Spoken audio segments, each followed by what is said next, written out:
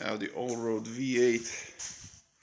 This is the same engine the earliest fours have, and just like those, it leaks everywhere.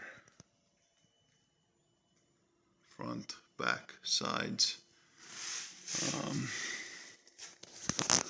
Looking up here, there's some oil coming from the top on the sides. Same thing here, that would be the valve cover gaskets. I'm seeing the oil pan has been removed and reinstalled with a bunch of sealant. So I don't know how good of a job that was, because again, it's, look at all the sealant. There's more oil coming from the front of the engine. It looks like the front crank seal is leaking. I hope it's not. You see where those two bolts are on the right hand side?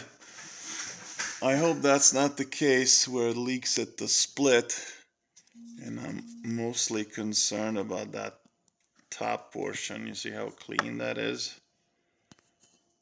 Clean means fresh oil, means oil is coming out, and the reason why I'm concerned is because this engine block has a two-piece upper oil pan, so it's the lower oil pan, then another layer, then another layer, then the block, and it's somewhat of a problematic point, and it does leak. But in order to fix that, you have to remove the engine, and I am not up for that job. There is a valley pan gasket that also leaks and spills in the front. There is also an oil filter housing gasket. There's actually two of them. One is shaped like a figure 8 and one is just a round seal. They will also leak. Some will drip through the back, most will come in the front. Puddle under the intake manifold, and leak on the front of the engine, and then as you're driving it, it gets sloshed everywhere. The valve cover gaskets are leaking. I've checked them with a mirror and with the bore scope. You can see some residue down there. It's the same on the other side, except I cannot really put my phone in there. But